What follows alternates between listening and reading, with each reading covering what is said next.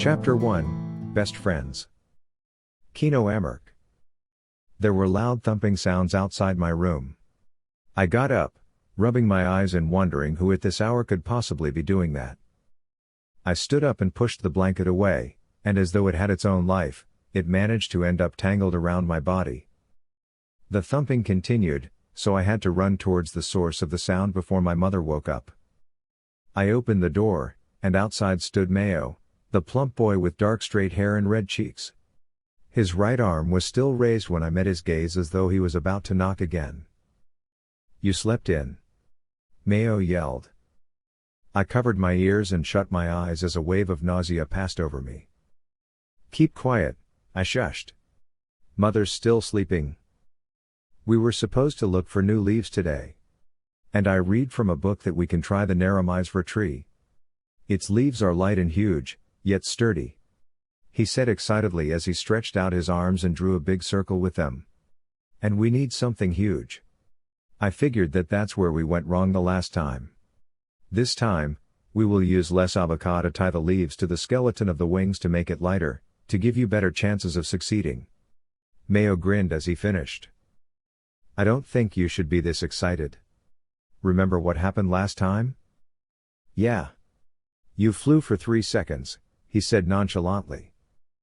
"No, you forgot the other part," I said, eyeing him with disdain. "That I fell? That I still have a limp until now? Have you forgotten that part?" Mayo blushed. "But those are the not so important parts of the last attempt to fly."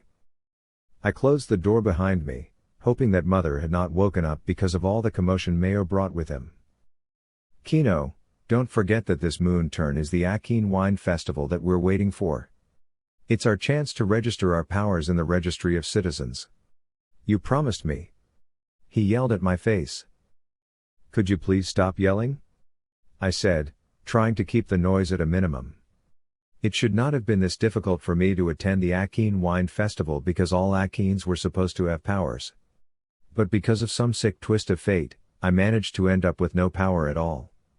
How I managed to be that unlucky was beyond me. "You promised you would go and present your power to the Emperor." "If I have any?" "That's why we're trying all these specially crafted wings," Mayo argued. He was already frowning, and I realized that I owed it to my best friend to try again. Where would I have a bruise this time? I secretly wondered. "All right," I said. "Just please stop whining." "You won't regret this," Mayo said, who looked pleased about himself. "Do you know that the Narromizra tree has such big leaves that we can actually draw dragons' wings more easily?" I beamed. "That will be good. The last one was too difficult to draw anything on it. And do you remember how the dragon's wings ended up looking like a bumblebee's?" We both ended up laughing. "Now, where can we find the Narromizra tree?" I asked. Mayo was still laughing. That's the interesting part," he said, finally calming down. "It's in Ghost Town." I gaped at him and was left speechless for a moment. "You should have started with that," I yelped, shaking my head. "We're always on the lookout for adventures anyway," he began. "I figured that maybe it's about time we venture into something more, how do I say this, challenging?" I slumped on the grass, exhaling heavily. "Oh well, maybe we can give it a try. Maybe someday we'll brave the ghost town.